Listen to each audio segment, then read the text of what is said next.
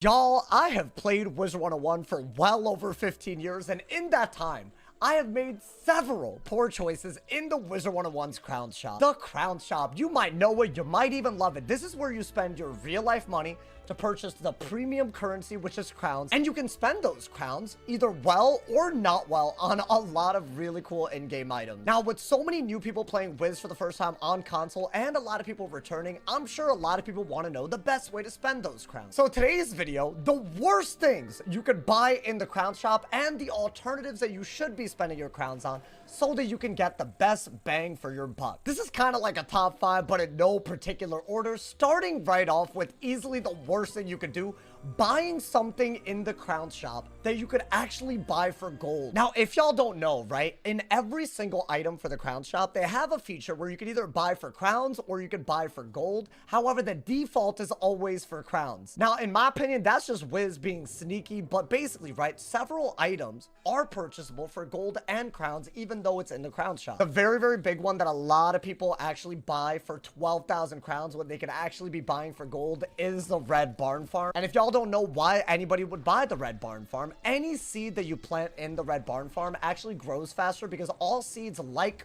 estates like the Red Barn Farm. I'm not sure how many houses there are like this, but this is easily the most accessible one. But a lot of these houses, including the schoolhouses and the Red Barn Farm, they are purchasable for gold, so please do not purchase these for real life money when you don't need to. There's also furniture sets that a lot of people don't realize actually sell for 20,000 gold instead of like literally 4,000 crowns, which is nuts because 4,500 crowns, that is like $10 almost, and 22,000 gold, that's probably worth one item that you can farm from like a mid-level world if you get a good drop. There is even Stitch gear, like the very, very cool looking Guardians outfit that, yes, you could buy for crowns at 7,000, but you could buy for 85,000 gold. So whenever you're looking at things that are housing related, stitching related, anything like that, furniture related, make sure to click on this little gold button instead of the crowns button so you don't spend real life money when you can literally spend gold, which you don't have to spend real life money to get. Now, on the topic of gear, another thing in the crowns shop that a lot of people, I've seen them buy, even though in my opinion it's not really worth the crowns as much, it's these starter bundles and just bundles of gear in general. These to me tend to be very, very overpriced because while yes, some of these like the level 80 gear, for example, I think like the boots, they're actually very offensive, very useful for the level. While these are great, they do get outcompeted very, very quickly by main gear, right? I don't know if y'all saw the best gear to farm at every level video that I dropped literally yesterday, but if you were to buy this level 65 gear, by the time Darkmoor rolls around, this gear is fully worse. This gear is somewhat worse than Waterworks gear as well. Now, I will say this, some of this gear looks really, really cool, so if you want to buy it for like the cosmetics, I think everyone should try that. But buying this gear for stats alone is, in my opinion, not really worth it, especially the lower level gear, because it just gets outcompeted so quickly. Now, as I said in the beginning of this video, I'm going to be talking about purchases that you make that probably aren't worth it, but also the alternatives that are. And in my opinion, if you want gear at almost any level starting off on Wizard101, the best pack to buy is the Professor's Horde pack. Now, this gear is very, very good because one, it gives item cards on its gear that you could use literally until level 170 and further. There has been no better item card giving gear ever. And also, I don't know if on console specifically, the pack rate actually, like, you know, reflects this, but this is a very generous pack. Every pack that you open is pretty much guaranteed to drop gear. And if you open it up at any level, it scales to your level. You'll get really, really good stats, really useful item card. But I will say this, the gear that is very, very useful that I would deadass open this pack for regardless, right? Regardless of whatever level I'm on, it's two hats, the Dahlia's hat and the Dworgen hat. Now, why are these so good? While on a death or a fire, they do give decent stats. The real highlights are the item cards. The Dworgen hat gives a mass feint. This is a 75 trap that's an AoE, meaning it's on every target that's out. And the trade-off, unlike a regular feint, is a much bigger trap on self. But let's say that you're fighting a bunch of enemies with somebody else. This is literally an elite buff. It's literally the best buff in the game, right? It's essentially like a blade because a blade applies on every bit of an AoE, except it's a 70% and it's still on everybody just in the form of a trap. The other item card that's very, very useful is the Dahlia's hat because it gives an Incendiate card. Now, this card is also really, really good because it destroys every overtime that's out on the field and deals an extra bit of damage, doubles the damage that the overtime would have done. If you have a fire that scalds, meaning a 5 pip AoE, and they do that first round, and you have a way to do this first round. Normally, to get that 6th pip, you actually have to go the decathlon route, right? You have to get an extra pip giving deck by doing the side activity, which is decathlon. And if you're not a fire, you'll also need a fire mastery to use this first round. But let's say that you were to get that extra pip, get a fire mastery. This card allows you to do the most damage in game right away.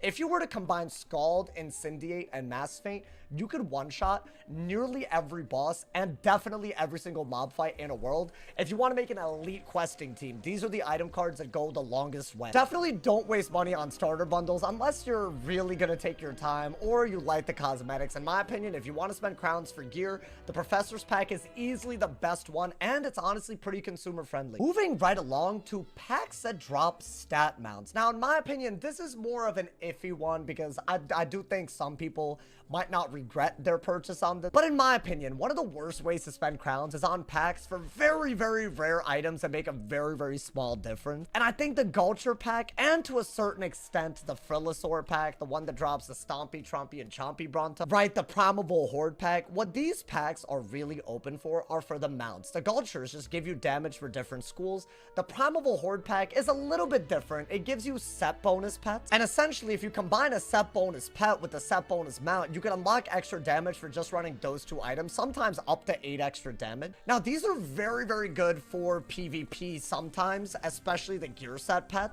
But believe it or not, in PvE, there's quite a bit of a cap that happens on damage, especially when you hit max level. Now, this is different for every level. I'm honestly only familiar with the damage cap at max, but it's basically a drop-off that starts around 235 damage, meaning any extra damage that you get added on actually doesn't give you the full bit of that. So you might actually end up making a crazy quadruple damage pet, right, with a set bonus and all of that, and not even get the full, like, you know, brunt of that damage because there's a drop-off that you hit. Now, this is more of an iffy one. I do think a lot of people, especially the set bonus mounts, you'd probably want to get them, especially because early game, you're not going to hit that damage cap. But if it's between that and another purchase, what I highly recommend doing is just focusing on getting damage on a pet that gives you a lot of damage like this one. I would argue that an even better version of this, instead of that Pierce stat, it would give even more damage. And in my opinion, the best purchase to make a pet happen quickly is energy elixirs and Perros. Perros reset your hatching timer.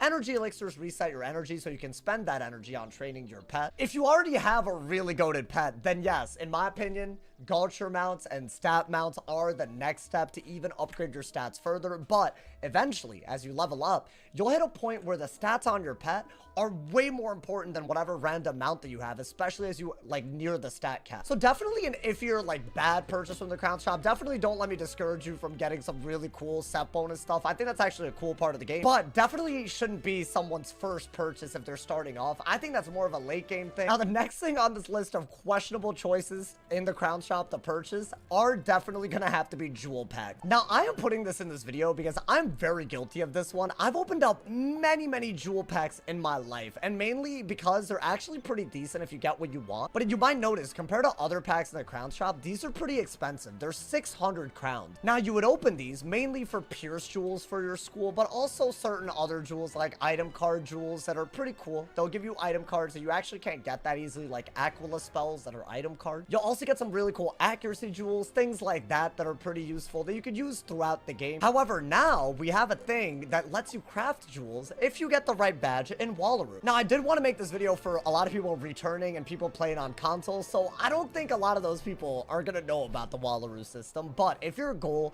is to get to the end of the game and have a max wizard, Wallaroo already has a very easy way to farm a certain boss a few times and then just get Dream Water to craft any jewel in the game. The 10 Dream Water that you could use to literally guarantee craft the school Pierce jewel that you want is way worth it to like go for this route than ever open up a jewel pack and not even get the Pierce jewel that you're going for. If you're hell-bent on paying crowns to speed up the process of getting jewels, what I highly recommend are the world packs. Now, for some reason, I don't have the Wallaroo world pack on this guy unlocked, but these are also $5.99 crowns. However, they're guaranteed to drop the pity reagent that's associated with that world. I think you get this when you defeat Malice, which I haven't done on Arthur yet, but imagine there's a Wallaroo world pack for 599 crowns. If I were to open it, it is guaranteed per pack to give me 6 dream water. And by opening up 2 of those, I can craft any jewel, any pin from this, as long as I have the badge unlocked that basically lets you craft it. So spending 599 crowns twice guarantees you a pure jewel, instead of opening up a jewel pack for a pure jewel that you don't want, or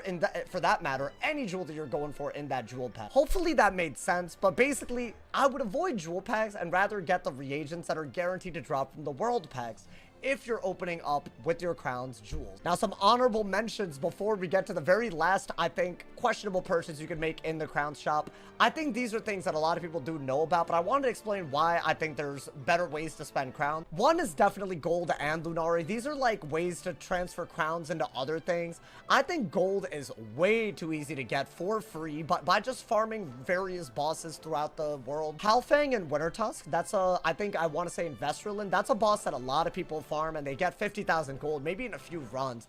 I will say this, they lowered the amount of crowns you need to pay in order to get a lot of this gold a few years ago. In my opinion, this is still not worth it over just literally, yes, spending a little bit of extra time, but just, you know, getting that gold without too much extra effort. Lunari, on the other hand, I would argue you can spend a lot of crowns to not get too much Lunari. I will say this, Lunari for Beast Moon, it's a good currency that can unlock a lot of cool forms. I've never been a fan of the conversion rate for crowns to Lunari though, so both of these, in my opinion, not super worth it for crowns. And the other item, this is a very big seller in the crowns shop, mega snack packs. Each of these packs drop you 7 snacks that give you up to 50% XP. And while that sounds like a great deal on paper, it is a source of mega snacks. In my opinion, the better way to spend your crowns is just to buy evil magma peas or couch potatoes. You could buy up to 2 evil magma peas for the price of 1 mega snack pack. And these keep on giving you evil magma peas back when you do an elder harvest. And each of these are guaranteed to give you a mega snack at elder. So let's say you buy 2 evil magma peas. Every time this gets to elder, you're guaranteed basically almost half a mega snack pack worth of basically mega snacks, and you get evil magma peas again to do it all over again. If you really want to spend crowns on snacks, I think buying couch potatoes or evil magma peas to drop you mega snacks is the better way to go about it. And that brings us to what I think is, in my opinion, really not it as a purchase in the crown shop, and that is first generation pets. And this is, in my opinion, the perfect combination of you could get this without spending crowns, and also it's very overpriced. In the pet section, there's all kinds of like 10,000, more than 5,000 crowns first generation pets.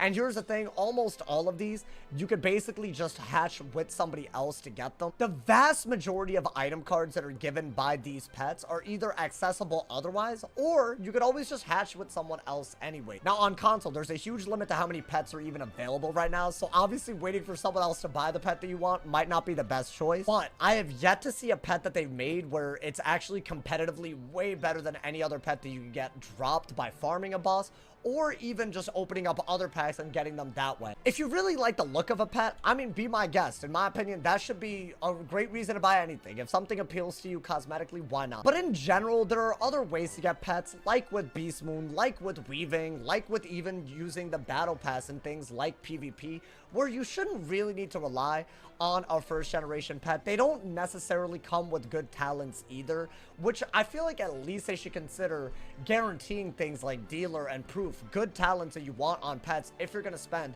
thousands of crowns on a first generation pet. Maybe they could do that, and then I could vouch for that part of the crown shop more. But yeah, y'all, hopefully this video was helpful. And TLDR, there's lots of good things you can spend crowns on. Sometimes there are better ways to spend crowns, but don't let this be like the be-all end-all of how you spend your money. At the end of the day, that's up to you. But considering all the times that I've regretted purchasing things in the crown shop, I thought this would be a great video for people on console, people playing for the first time in a while. Let me know y'all's thoughts. Let me know if I missed anything. Drop a like if you enjoyed. Leave us up review. And as always, if somebody hasn't told you you're awesome today, they doing something wrong. Stay awesome, y'all. See y'all soon. And yeah.